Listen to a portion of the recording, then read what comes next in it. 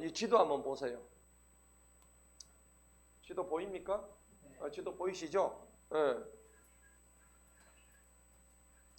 여기 보면은 이스라엘이 있고 다음 지도 한번 보여주세요. 크게 해주세요. 자, 여기 보면은 이 사마리아, 여기 이스라엘이고 저 위가 사마리아, 이스라엘이고 크게 한번 해주세요.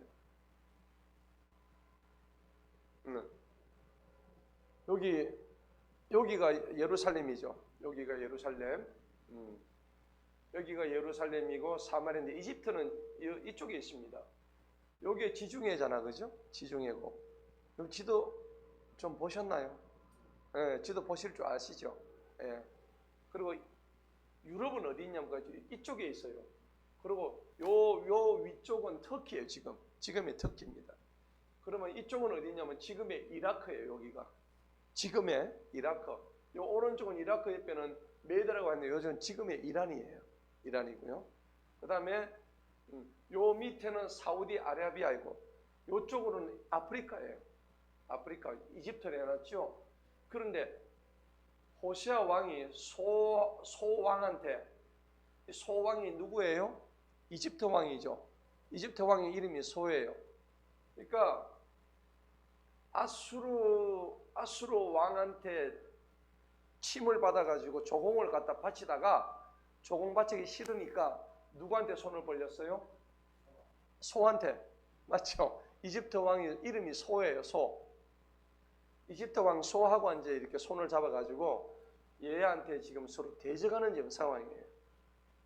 그렇죠? 그래가지고 나중에 이제 어떻게 됐냐니까 하나님이 이 아수르 왕을 보내가지고 여기서 전부 다 사람들을 포로로 잡아가지고 어디를 하냐니까 고잔이라는 지역으로 다 보냅니다. 여기서 여기까지는 얼마? 한 700km 돼요. 서울 부산이 몇 킬로예요? 400 한 30km 되죠. 서울 부산. 예, 그 정도 되죠. 기차 타면 그래요. 그래서 여기까지는 한 700km 되고 고잔이라는 지역에서 여기가 아수르거든요. 여기 있던 얘들이 여기까지 오는데 1400km 정도 걸려요. 길죠? 옛날에는 KTX도 없으니까 얼마나 시간이 걸렸겠어요. 그렇죠? 그래가지고 나중에 이 아수르는 어느 나라에 의해서 정복이 되냐면 여기 밑에 있는 바벨론에 의해서 정복이 돼요. 바벨론. 그래서 고대 아수르 왕국은 이 메데라고 하는 이게 나중에 바벨론은 또 메데라고 하는 페르시아 왕국에 의해서 또 멸망이 돼요. 그러니까 고대 페르시아에 여기 이쯤 해가지고 수산이라는 데서 수산공 기억나시나요? 에서더서에 에서더 그 여왕 그 왕비가 수산공에 갔다는 거 나오죠. 예, 저쪽이에요. 바벨론 저쪽입니다. 저게 전부 다 성경에 다 나와 있어요. 그래서 이게 빨간 화살표가 살만에셀 5세입니다. 그러니까 BC 720년 호세아 9년에 이 북이스라엘이 멸망당하는 겁니다. 요거를 참고로 하시고 보시기 바랍니다.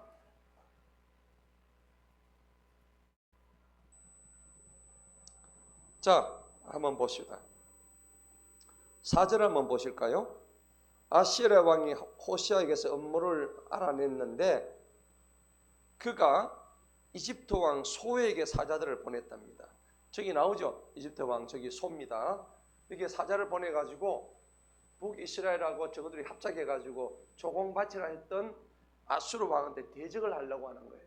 자, 그렇게 하니까는 4절 보세요. 그가 해마다 행하던 대로 아시리아 왕에게 아무 조공도 가져오지 않았다는 거예요.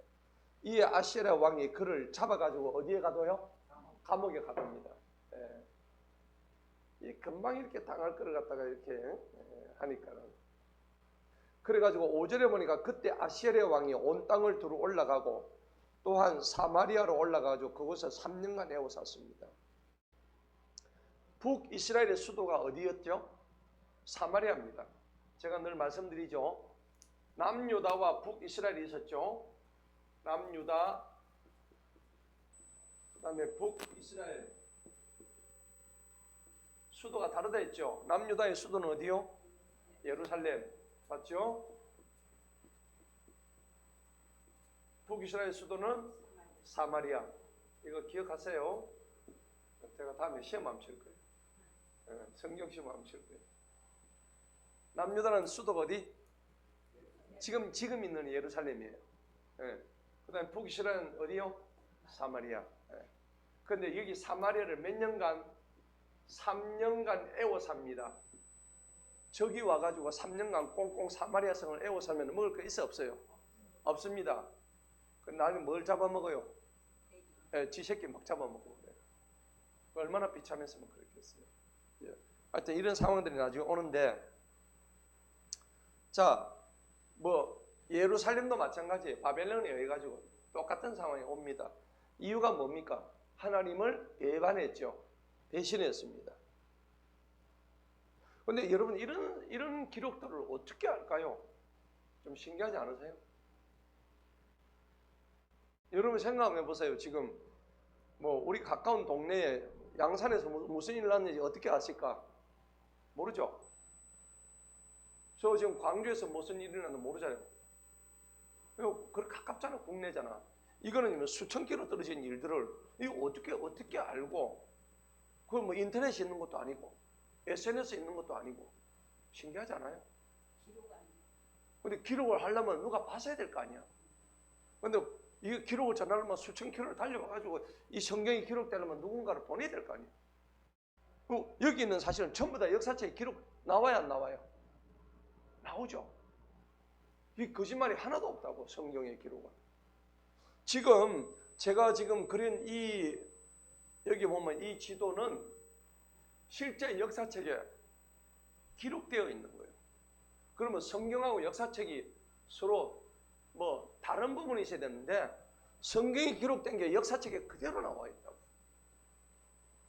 자, 그래서요, 우리가 소설을 작법을 할 때 소설 씁니다. 글을 쓸 때 주인공이 있죠. 그 다음에 주인공 조연 여러 사람이 있습니다. 근데 뭐 여러 사람이 있겠지만은 소설을 쓸 때 주인공 시점에서 쓰느냐 제3자 시점에서 쓰느냐 이걸 가지고 많이 따져요. 그럼 예를 들어서 소설을 쓰는데 첫 번째는 1인칭 주인공 시점이라 그래요. 국어 시간에서 얘기야. 그죠? 그래, 주인공 시점에 나는 이렇게 기록이 돼요. 소설 쓸 때 나는 어디로 가가지고 뭘 했는데 내가 이렇게 했다. 그러면 글을 쓰는 사람이 나라고 하는 그 사람한테 자기만 알고 있는 거예요. 그래서 몇 인칭? 1인칭인 거예요. 여기 나오는 다른 등장인물에 대해서는 이 1인칭 내가 알아요? 몰라요? 나는 몰라요.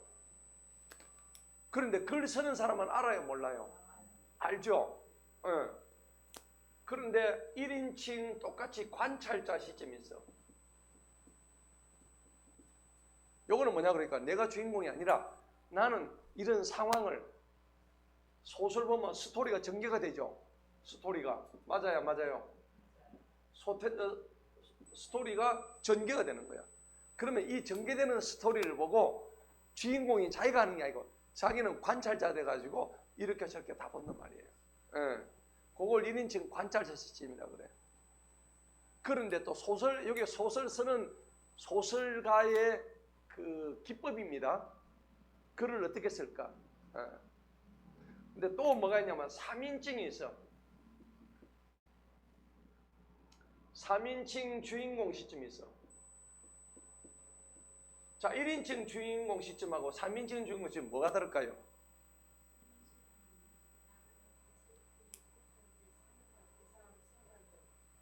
그렇죠. 국어 시간에 막 100점 맞았나? 자, 3인칭 주인공 시점 뭐냐 그러니까 요거를 뭐라고 하냐니까는 전지적이다. 전지적 시점이다. 이렇게 얘기를 해요. 시점이라는 것은 뭘 바라보는 관점이란 말입니다. 예. 그러면 예를 들어서 내가 소설을 썼는데 우리 장한철 집사님이 이제 주인공이야. 제가 글을 썼어. 한철이가 뭘 했다. 예를 들어서 했는데 한철이는 밥을 먹다가 배가 아팠다. 예를 들면 이렇게 했는데 그 다음에 식당에 누가 들어왔는지 주인공은 알아요? 몰라요? 한철이는 모르는 거예요. 맞죠? 작가가 그렇게 쓴단 말이야. 근데 작가는 다 알고 있어요? 몰라요? 다 알고 있죠. 그 스토리 전개를 다 알고 있단 말이야. 그게 3인칭 주인공 시점. 그 다음에 관찰자 시점이 있어요. 관찰자. 이게 소설 작법 중에 하나예요. 어떻게 주인공을 넣을 것인가 말 것인가. 이거는 누가 결정해요? 작가가 결정하죠. 소설가가 결정한단 말이야. 그러면 성경 보세요. 성경의 스토리를 쭉 보죠. 성경의 스토리를 딱 보는데 보면은 여러분들 1인칭 주인공 시점일 것 같아. 3인칭 주인공 시점일 것 같아. 3인칭이죠. 그런데 3인칭 주인공이 아니고 관찰자 시점입니다. 모든 걸 다 알고 있는 거예요. 지금 사건이 일어나고 이 사건에서 뭐가 잘못됐고 뭐가 어떻게 되고 그 다음에 얘는 어떻게 되고 얘는 어떻게 처리가 되고 얘는 죽을 것이고 얘는 살 것이고 결정 다 되죠. 이게 소설의 입장에서 보면 3인칭 관찰자의 시점이란 말이에요. 이 3인칭 관찰자가 누구시죠? 예수님. 그렇죠. 하나님 예수님이란 말이에요. 그래서 우리 기도할 때에 하나님을 뭐 하신 분? 전지전능하신 분. 이렇게 말씀하는 거예요. 전지라는 것은 온전전자, RD자, 온전전자, 능력능자야. 모든 걸 다 알고 모든 걸 다 행할 수 있단 말이에요. 그러면 예를 들어서 이스라엘 백성들이 자 애굽을 탈출하려고 그러는데 지금 막 영화 보셨죠? 모세가 이끌어가지고 가는데 뒤에서는 누가 와요? 애굽 병사들이 막 오죠.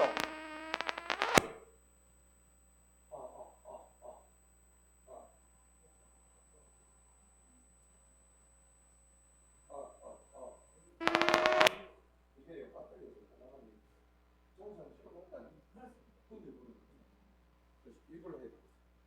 나중에 한번 점검해 주세요. 네, 전문가 또 한번 봐줘야지.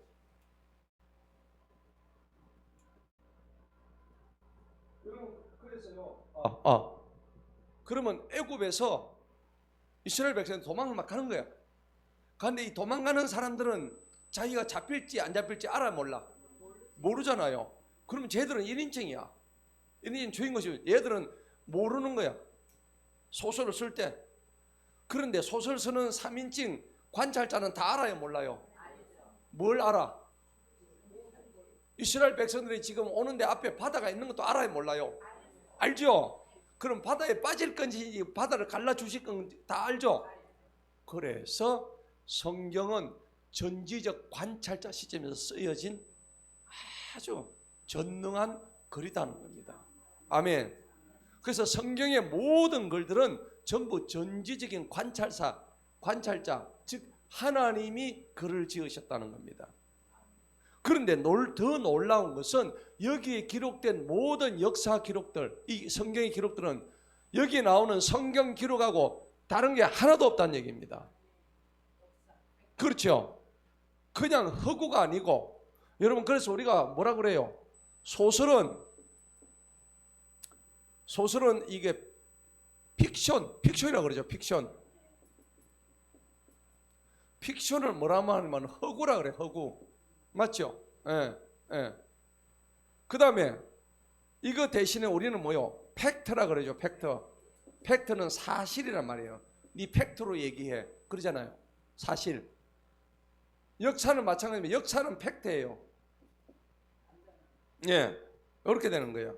근데 오늘 여기 보니까는 이집트 왕 소를 찾아가가지고 이렇게 한 게 전부 다 성경에서 거짓말로 만들어낸 픽션이 아니란 게 여러분 오늘 이게 역사책에서 나오는 거예요. 역사책에 기록되어 있는 거라고. 그런데 오늘 이 성경에 지금 이집트 왕 소한테 찾아갔다고. 저는 이런 거를 보면 몸에 전율이 흘러요. 여러분 전율이 안 흐르시나? 그냥 막 눈으로 막 보면 그냥. 그럼 눈알이 동태눈깔이야.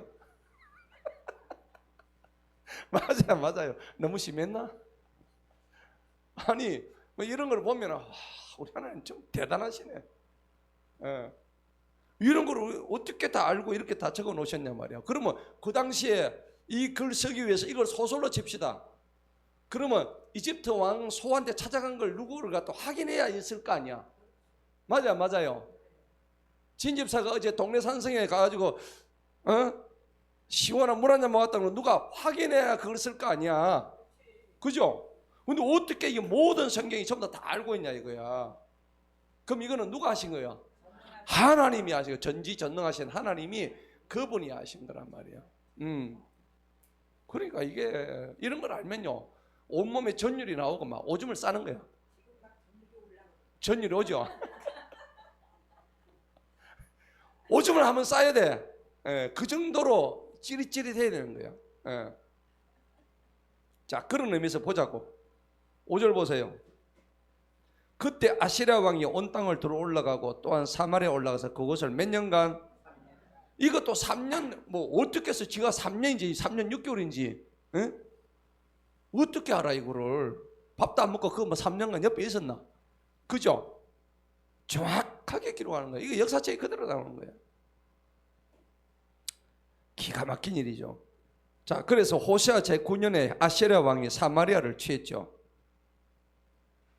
그러니까 이걸 쓴 사람은 베가 때 있었고, 그죠?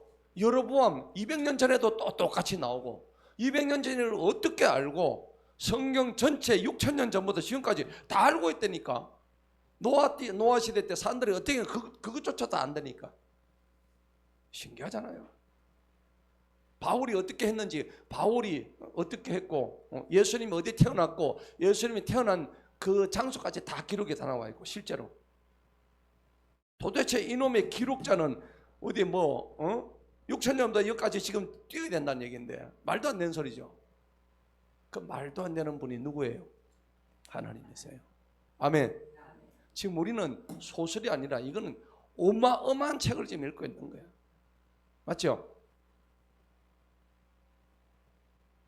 근데 이건도 모르고 이단 이만희를 믿는다고? 아까도 내가 엘리베이터 올라오면서 정신 똑바로 차리라고.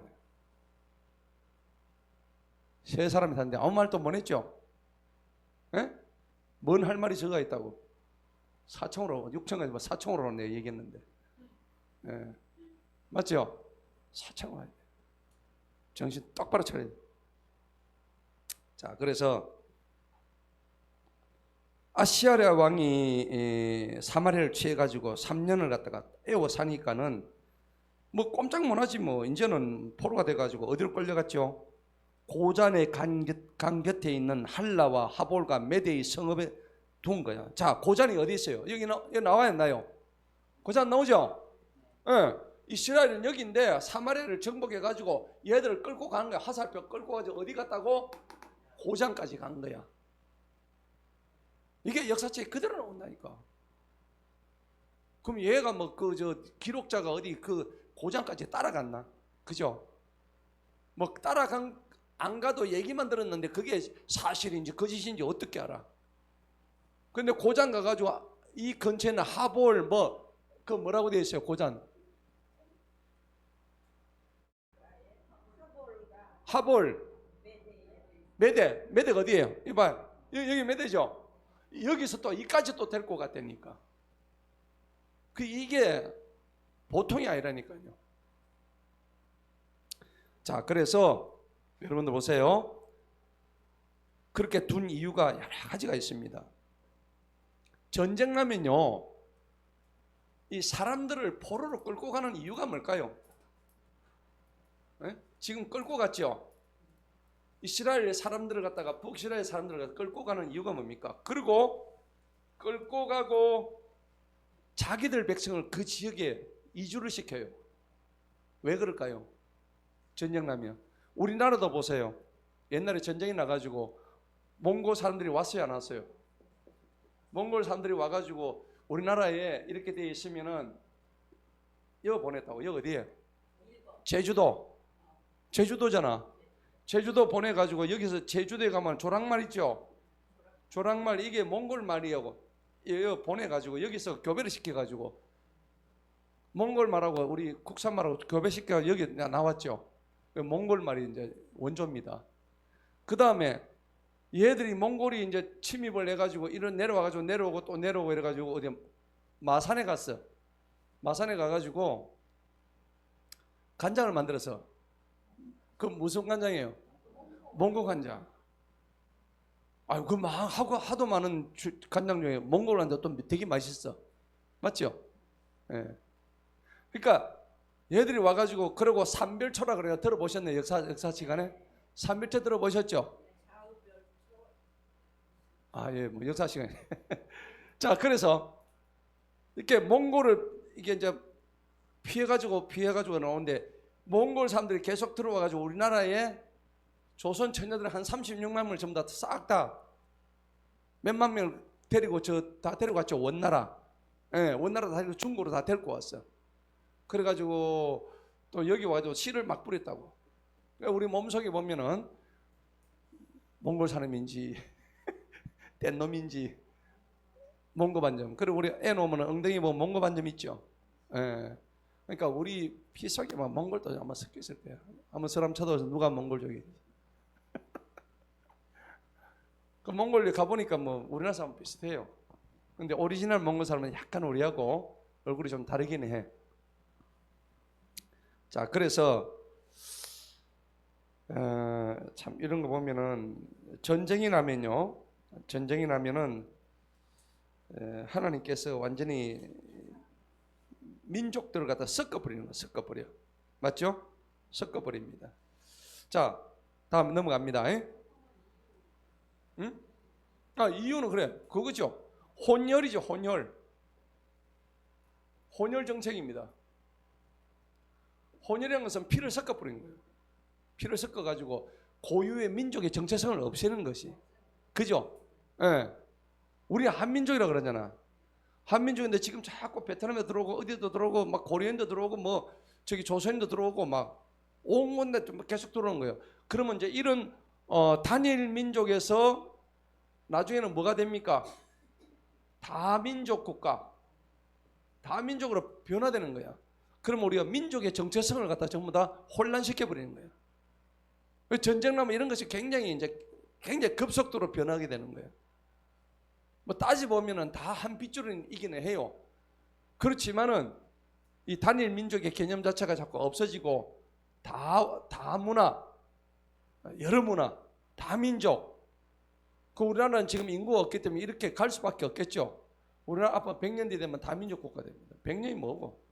조금 있으면 다문화 국가 돼요. 그래서 지금 김해만 가도 김해 가면은 어떤 동네 가니까는 한국에도 그 다른 나라 애들이 더 많대요. 수업을 그렇게 한대요. 그래서 점령 정책 쓸 때 이런 식으로 해가지고 그 나라의 고유의 정체성을 없애버리기 위해서 최고로 하는 게 이렇게 통혼 정책이래. 그러니까 요거를 통혼이라 통혼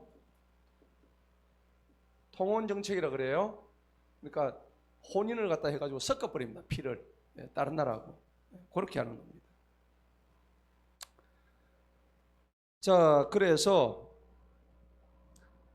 하나님께서 아시리아 왕을 갖다가 사마리아에 막 내려 보내신 건 하나님이 하셨어. 맞죠? 그래가지고 이쪽 저쪽 막 흩어버리십니다. 이유가 뭘까요? 7절에 나오죠. 7절 한번 읽어봅시다. 시작.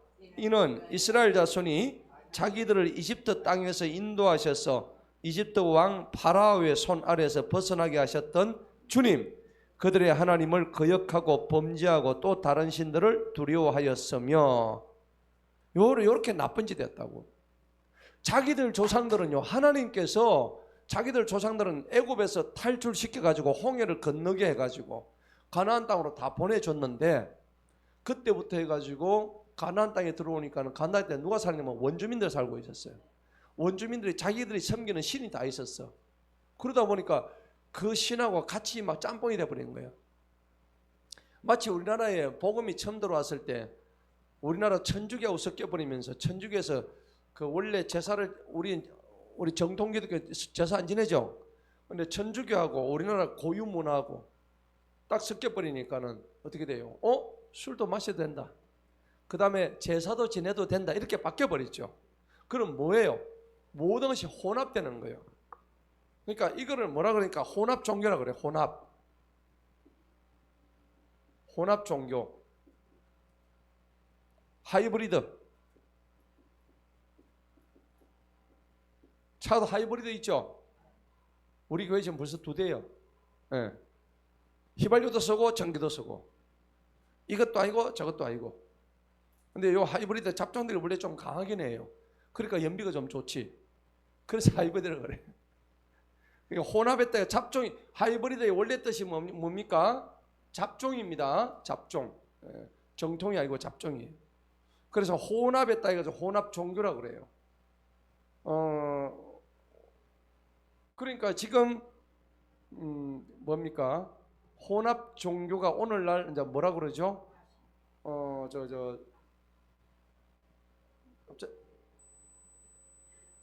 종교 다원주의 맞죠? 종교 다원주의. 예, 예. 종교 다원주의를 들어보셨죠? 예, 종교 다원 마늘 다자 어떤 자 어뜸이 1개예요, 2개예요? 엄청 많단 말입니다. 그러니까 얘들은 산이 있으면 여기에 십자가가 있는데 오직 구원은 누구한테 있습니까? 예수님한테만 있잖아. 근데 얘들은 요거 올라가는데 불교도 해도 구원받을 수 있다. 또 요쪽에서 올라가도 마음의 뜻을 믿어도 구원받을 수 있다. 이렇게 얘기하는 거예요. 그러니까 완전히 사람들을 어떻게 해요? 미혹시켜버리죠. 또 이쪽에는 이만희를 믿어도 구원받는다. 이렇게 가르치는 거예요. 그래서 사람들이 정신을 못 차리니까 여호와 믿어도 되고 정명석이 믿어도 되고 이만희 믿어도 되고 여호와의 정의 믿어도 되고 막 이런 식으로 해버리니까 사람들이 지금 헷갈려가지고. 여러분 분명히 아세요. 구원은 누구만 있습니까? 예수밖에 없다고. 이거 놓치면 지옥 갑니다. 지옥 떨어져요. 이걸 다 놓치고 있으니까. 그래서 혼합시키는 것이 결코 좋지 않습니다. 그래서 성경은 뭐라고 하냐면 뜨겁지도 말고 덥지도 말고 차갑지도 마라. 그죠? 그랬나? 아니 뭐라 했어요? 내가 갑자기 헷갈려. 예? 그래. 뜨겁든지 차든지 해야지. 그래야지 미지근한 미지근하면 안 된다 이 말이죠. 그래서 내 물을 좀 뜨거운 물을 가져오라 했어요. 입천장이 뒤도 저는 막 기왕이면 뜨거운 게 좋다는 거예요. 예. 그러니까 미지근하면 안 된단 말입니다.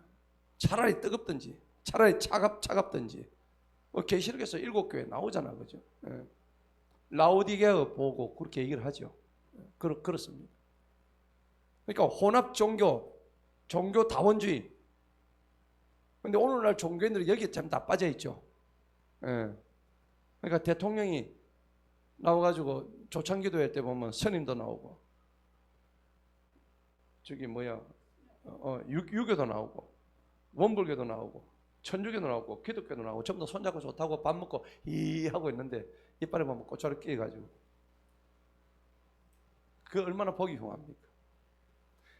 이런 상황 속에서 지금 우상숭배가 다 이루어지고 있다는 말이에요.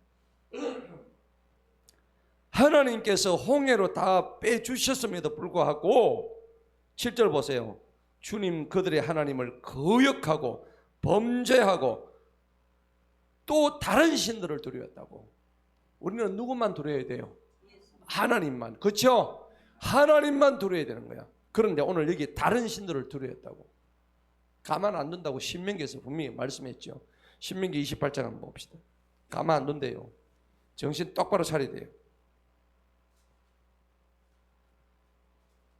저주하신대요. 저주. 28장 15절. 이런 거를 보면은 성경이 얼마나 일맥상통하는 그런 진리를 가지고 있는지. 수도 없이 이런 얘기를 했다고. 성경은 뭐 한두 군데가 아니야. 신명기 28장 하면 15절 읽어봅니다. 시작. 그러나 만일 네가 주 너의 하나님의 음성에 귀를 기울여 듣지 아니하고 내가 오늘 네게 명령하는 그분의 모든 명령들과 법규들을 지켜 행하지 아니하면 이 모든 저주가 네게 임하며 너를 따라오리니. 그거 보니까는 성읍도 저주받고 들에서도 저주받고 바구니도 저주받고 네 창고 저주받고 네 몸의 열매 네 땅의 열매 네 암소의 번식과 네 양떼들이 저주를 받고요. 또 어떤 저주받아요? 네가 들어가도 저주받고 네가 나가도 저주받고 네가 멸망될 때까지 신속히 소멸할 때까지 저주와 괴로움과 책망을 내리고 네 행위를 사겨 네가 나를 버렸기 때문이라. 네가 나를 버렸기 때문에. 우리가 주님 버리면 돼요 안 돼요? 정신 똑바로 차려야 돼요. 그죠?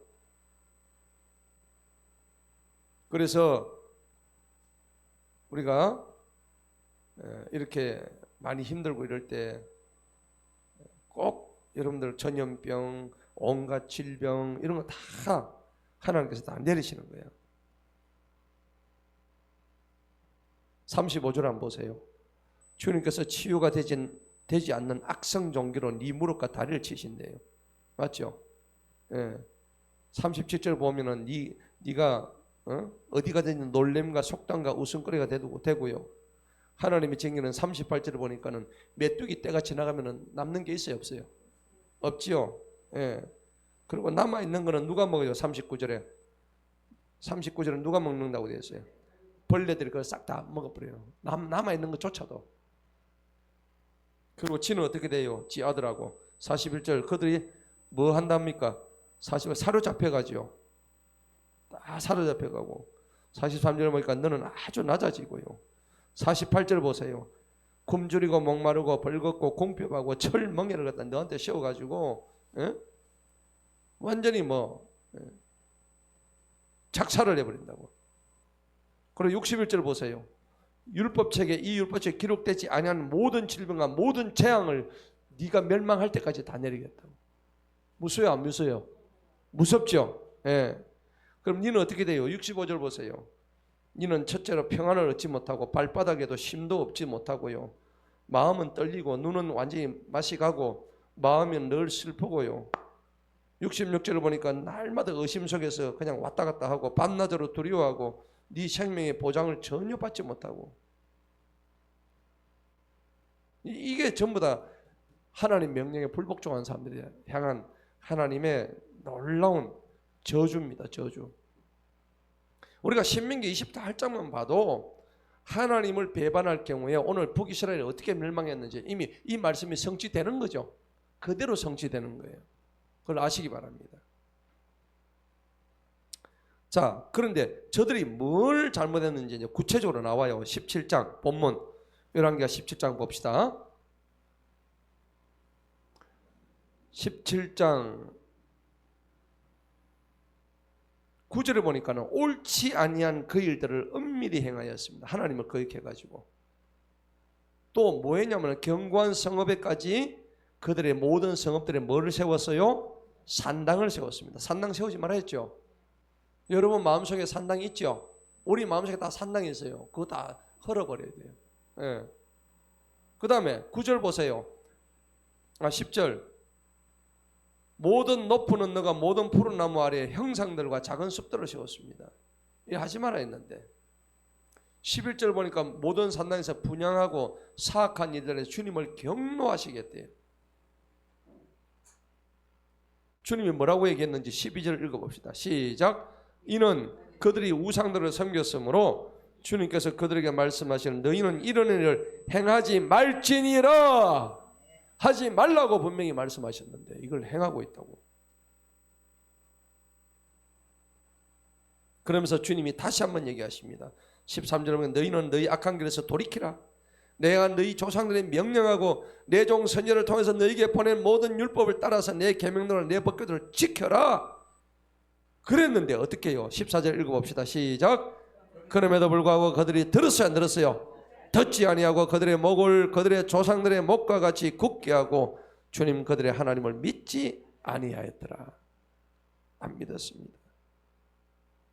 결국은 헛된 것을 따라 허망하게 되었고 15절 마지막에 보니까는 명령하였는데도 불구하고 그들은 주위에 있는 이방인들을 그대로 따라간 거예요. 네. 16절 보니까요. 송아지를 숭배해요. 주조된 영상, 곧 이 쇳물로 만드는 그 송아지 이것들을 숭배하고 작은 숲을 만들고 하늘의 모든 군상들이 뭡니까? 별, 1월 성신이죠. 별, 달, 해 이걸 경배하는 거예요. 그걸 왜 경배해? 그거 하나님 만드신 건데. 그리고 또 누구를 섬겨요? 16절 마지막에 바알을 섬겼습니다. 이런 짓들을 하니까요, 지 아들과 딸들을 갖다가 불 가운데 통계하는 거예요. 점을 치고요, 마법수를 행하고 스스로 팔려가지고 주님 보시 악을 그분을 경노하시게 했다는 겁니다. 여러분, 중요한 겁니다. 그러면 사람들이요, 왜 그러면 이런 우상을 숭배할까요? 오늘 보니 전부 다 우상 얘기죠. 오늘 마지막 호세아 왕이 이거 했다는 얘기입니다. 중요한 겁니다. 인간이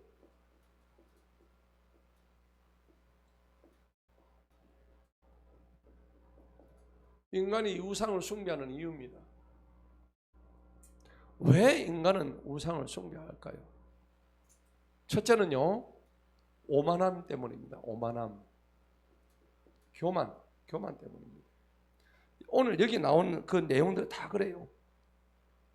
하나님의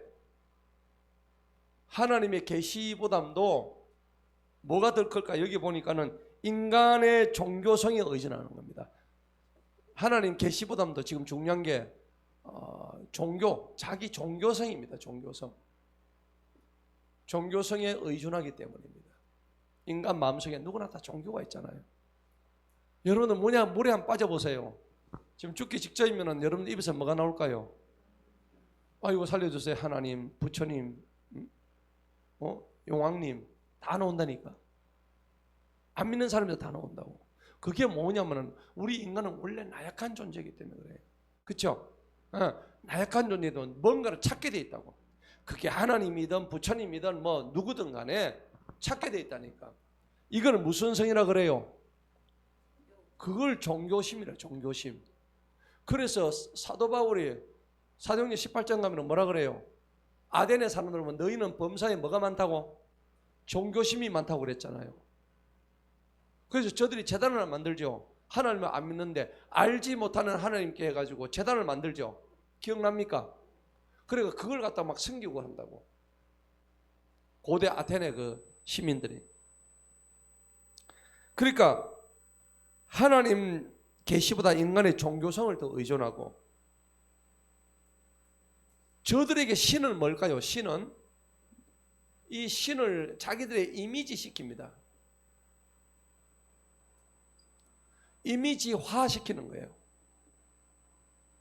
이미지화 시켜가지고 신을 자기들이 눈에 보이는 걸로 이미지로 만들어버려요. 이게 정말 오만한 겁니다. 하나님 이런 거 하지 마라 했거든. 그래서 여러분들 가면 부적 아시죠? 부적 막 이래 해놓은 거 부적 보셨죠? 이걸 봐야 눈에 안심이 오는 거예요. 그러니까 자기들이 믿는 신을 이미지화 시키는 거야. 부적같이. 맞죠? 그 다음에 탑도리아는 부처 이랬다 앉아가 있으면 이렇게 앉아 있잖아. 앉아 있는 상을 만들어야 그걸 보고 마음이 안심이 되는 거예요. 이런 거 만들지 말아야 했는데 우리 속에도 지금 그런 우상이 있을 수가 있어요. 이미지가 안 된다는 거죠. 그 다음에 두 번째 이유는 뭐냐면은 사람은요 자신의 필요 때문에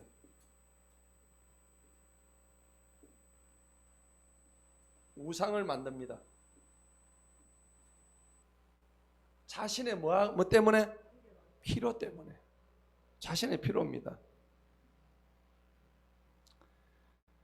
자, 그래서 여러분들 비를 내려달라 그래가지고 기후제 지내죠.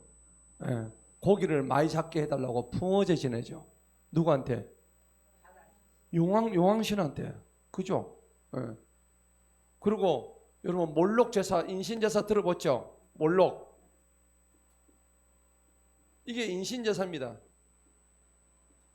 이게 바알신 숭배입니다. 자기 자녀들을 갖다가 불 속으로 막 집어넣어버려요. 그래 불 태웁니다.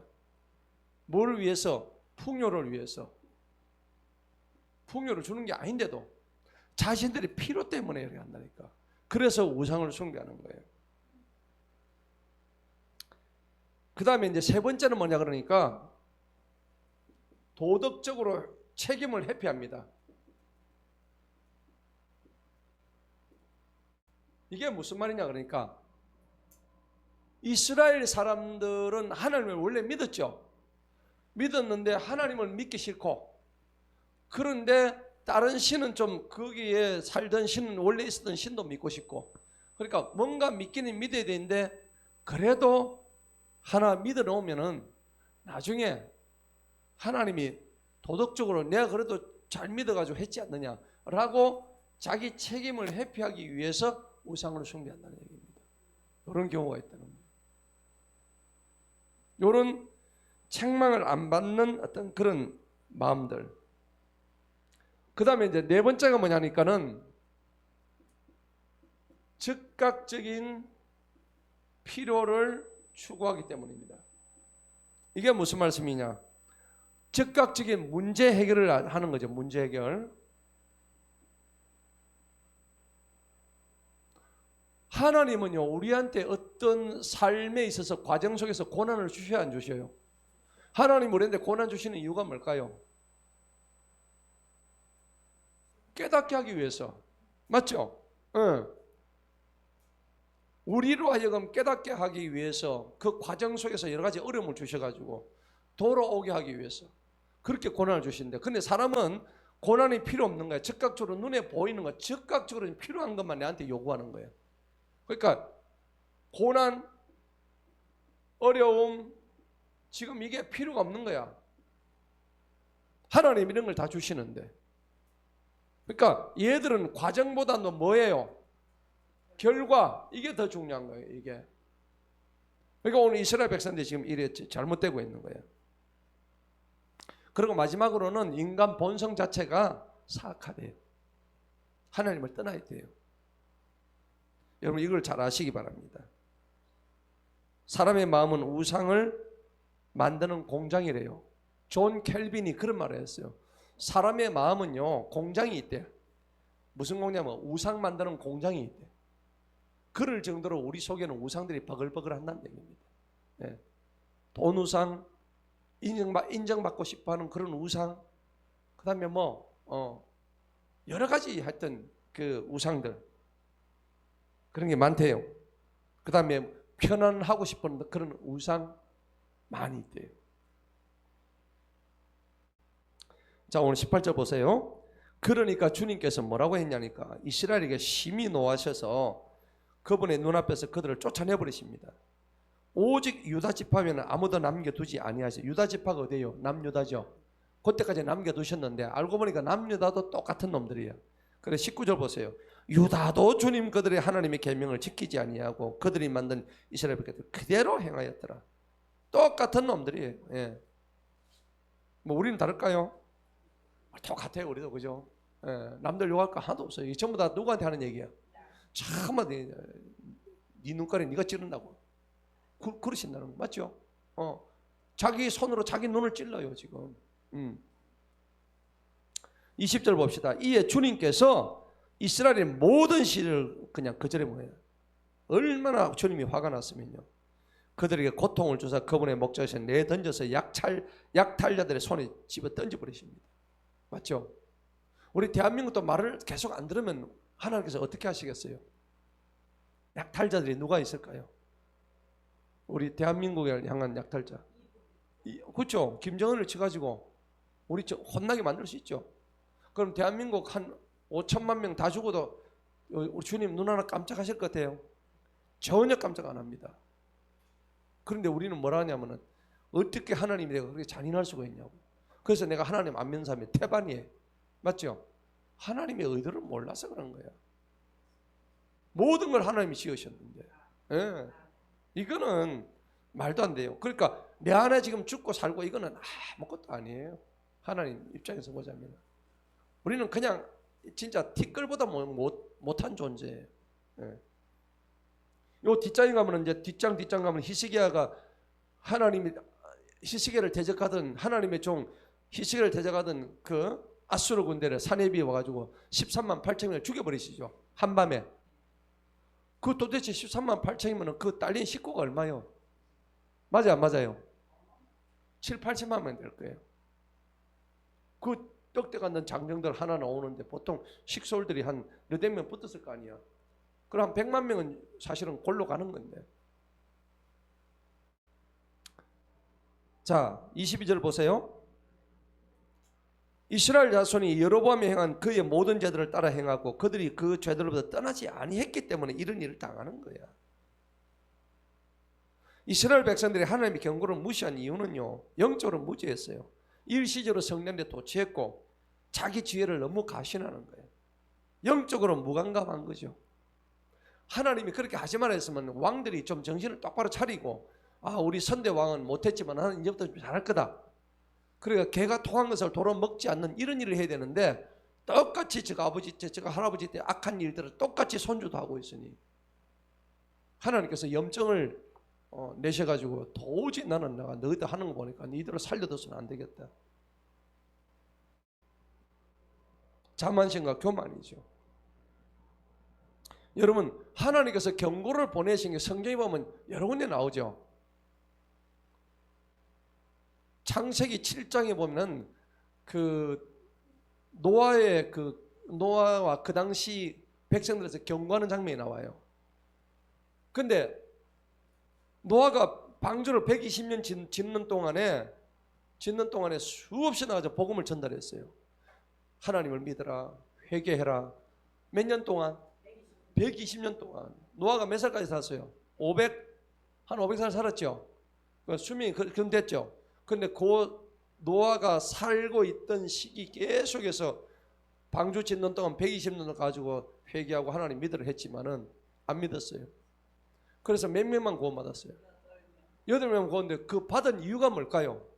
노아가 하나님 말씀을 어떻게 했다고? 완전히 준수했죠. 그 7장 5절 찾아보세요. 창세기 7장 5절. 우리가 이렇게 안 하면은 우리도 노아의 방주에 탈 수가 없어. 노아가 다른 사람과 다른 이유가 여기 있다니까. 자, 창세기 7장 5절 한번 읽어봅시다. 이것만 해서 노아가 뭐 잘하는 사람도 아니고 노아가 뛰어난 사람도 아니고 능력이 있는 사람도 아니야. 이거 했더니 살려주셨단 말이에요. 7장 5절 다 같이 시작. 자기에게 명령하신 모든 것에 따라 뭐 했다고? 행하였더라. 이것밖에 없는 거야. 그래서 노아가 살아난 거예요. 그럼 저와 여러분이 살아나려면 어떻게 하면 돼요?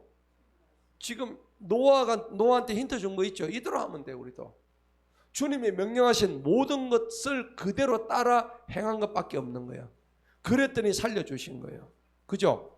근데 우리는 요거는 내한테 맞으니까 내가 요거는 하고 요거는 내 마음에 안 드니까 내 마음대로 해놓고 나중에 할까 말까 이렇게 한단 말이에요. 그거 아니에요. 노아는 이런 경우에 모든 것을 가리지 않고, 오늘 보니까 7장 5절 다시 읽어봅시다. 시작. 노아가 주님께서 자기에게 명령하신 모든 것에 따라서 행했다고 되어 있다고. 맞죠? 예.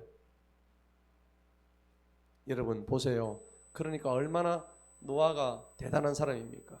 우리는 이것저것 막 따지고 내한테 맞는 것만 하고 그러는데 이런 거면 우리가 좀 회개해야 돼요. 자, 본문 봅시다. 그래가지고 사람들을 막 데리고 옵니다. 그러니까 아시를 끌고 와가지고 사람들을 포로로 잡아가지고 24절 보세요. 아시르 왕이 바빌론과 구다와 아와와 하박과 스발람 사람들을 막 데려가지고 거기서 아시르의 혼혈 정책을 막 합니다. 원래 이게 피정복자는 강제 이주를 시키거든요. 그래서 우리나라도 옛날에 전쟁 났을 때 우리나라 사람들이 전부 다 일제시대 때 어디로 도망갔어요? 끌고 간 게 어디예요? 북간도. 아시죠? 북간도가 어딘지 모르세요? 북간도는 지금의 중국 하얼빈성 있는데 그쪽이에요. 북한 그 위에. 그러니까 막 거기에 막 포로로 끌고 왔고, 또 일부 포로는요 어디로 가냐면 고려인 들어보셨어요? 탄자로 끝나는 나라. 카자흐스탄, 아프가니스탄, 투르크메니스탄, 카자흐스탄, 우즈베키스탄, 키르기즈스탄, 탄자 붙은 나라는 전부 다 이슬람 국가죠. 지금 있는 그쪽 나라로 다 보낸 거야. 그래 갔는데 그 사람들이 전부 다 우리나라 사람들이야. 지금까지도 그 혈통을 유지하고 물론 혼혈도 있었겠지만은 그래도 그 사람들이 한국말을 읽지 않고 지금도 그때가 언제예요? 오래됐잖아요. 그 가면은 지금도 똑같이 세배하고 떡국 먹고 우리 한민족의 지금 문화를 그대로 가지고 있는 거예요. 엊그제 박영 선교사가 저 우크라이나에 현재 가가지고 누구를 만난댔어요? 기억 안 나요? 현지 있는 고려인들 만나러 간다 했잖아요. 그 중에 예수 믿는 사람과 같이 해가지고 거기 우크라이나에 가가지고 우리 12도 선교회 밤할 때 기억나죠? 그 얘기 했잖아요. 그 고려인들이 누구면 옛날에 전쟁통에 끌려가가지고 오늘 이스라엘 백성들이 끌려간 아수르 국에 끌려간 것처럼 똑같은 그런 거예요. 우리 선도들 중에서 누가 끌려간 사람 또 있을 거예요. 예. 그런데 이제 와가지고 끌려간 자리에 이제 끌려가고 남은 자리에 아수르 사람들이 내려와가지고 그런 거예요. 아수르 사람들을 보내가지고 이 이스라엘 땅에 아수르 사람들이 사는 거야. 사는데 자기들이 하나님을 안 믿고 원래 이스라엘 사람들은 하나님을 믿는 사람인데 안 믿으니까는 하나님이 누구를 보내요? 25절 보세요. 그들 가운데 사자를 보내죠. 사자를 보내가지고 그들을 막 찢어 죽입니다. 그러니까 놀래가지고 이스라엘 땅에 이제 전쟁에서 이겼다고 와가지고 그 안에 들어와 있던 아수르 사람들한테 와가지고 그래가지고 아수르 왕한테 전하여 말합니다. 왕이시여 지금 이스라엘 와가지고 우리가 점령을 했는데 그 나라는 원래 하나님 믿는 나라인데 우리가 그거 가지고 하나님 그 자기들이 믿는 하나님 안 믿고 우리 아수르에서 믿는 신을 갖다가 절을 했더니 사자가 와 우리를 다 찢어 죽였습니다 이러거든. 그러니까 아수르 왕이 뭐라 합니까? 아 그래? 나도 듣기는 들었는데 그 하나님 무슨 부인가 보더라. 그러니까 여기 지금 우리 끌고 온 포로 중에서 목사를 하나 다시 돌려보내라 그쪽. 에? 맞죠? 목사를 하나 다시 돌려보내가 거기서 저끼리 예배 하락해라. 이래 하다 우리 전부 다 사자한테 물려 죽겠다. 지금 이래 된 거예요. 맞죠? 20절을 보세요. 27절 보니까는 아시리아 왕이 명령하여 너희는 거기서 데려온 제사장들 중에 하나를 거기서 데려가서 그 제사장들을 하여금 그들에게 그 땅의 하나님에 대한 관례를 가르치게 해라. 맞죠? 하나님이 하셨죠? 예. 하나님은요 사자도 보내십니다. 그 사자가 뭐 사람 말귀 알아들어요? 몰라요. 모르는데 하나님이 가라니까 가는 거예요. 맞죠? 예. 그러니까 여러분들 이거 정말 그런 거예요. 자, 그래서 이거 하니까는 28절 보세요. 그들이 하나님을 어떻게 두려워, 어떻게 주님을 두려워해야 하는 것을 그 목사가 제사장이 이제 거기에 있는 사는 이스라엘 사람들을 가르치는 거예요. 맞죠? 따라합시다. 어떻게 주님을 두려워해야 할까? 이거를 가르쳤대요. 오늘 분명히 28절 나오죠? 예. 우리도 어떻게 주님을 두려워해야 할까? 이걸 항상 고민해야 되는 거예요. 예. 그래서 그럼에도 불구하고 모든 민족들의 자신의 신들을만 이렇게 가르쳤는데도 불구하고 여전히 신을 만들어 가지고 또 섬기는 거예요. 예. 30절 보니까 어디에다 뭘 만들려? 바빌론 사람들은 숫꽃 분옷을 이게 우상의 이름이에요. 숫꽃 분옷이 우상 이름입니다. 구세 사람들의 우상 이름이 뭐예요?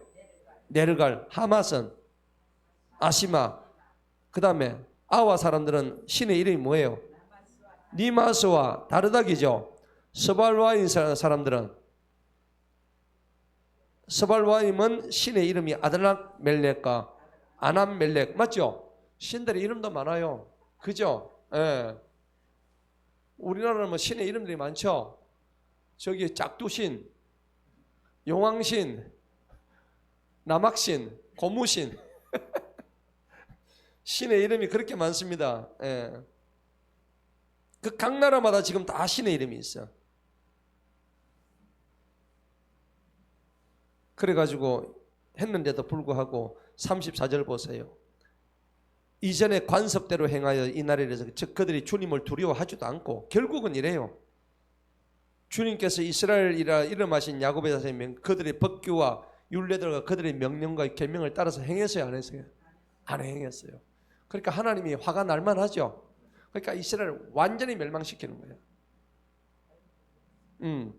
그러면서 주님께서 드디어 이 말씀을 하는 거예요. 35절부터 39절까지 이 말씀이 오늘 핵심입니다. 예배의 정의입니다. 예배의 정의. 뭐라고요? 예배의 정의가 오늘 예배가 뭔가 하는 것에 대한 예배의 정의가 오늘 이 본문 말씀이에요. 열왕기하 17장 35절부터 39절까지. 자, 한 절씩 제가 교독하겠습니다. 주님께서 전에 그들과 언약을 세우시고 그들에게 명령하여 말씀해 너희는 다른 신들을 두려워하지 말고 그들에게 절하지도 말고 그들을 섬기지도 말고 그들에게 시식물을 바치지도 말지니라.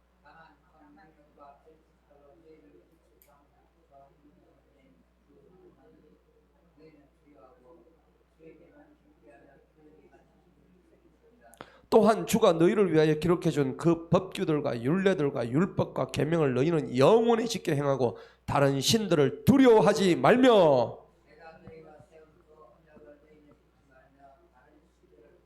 함께 읽습니다. 오직 너희는 주 너희 하나님을 두려워하라. 그리하면 주가 너희 모든 원수들에서 너희를 뭐한다고? 건져내리라. 할렐루야. 이게 진짜 예배예요. 여러분 예배 뭐 100번 드리면 뭐예요?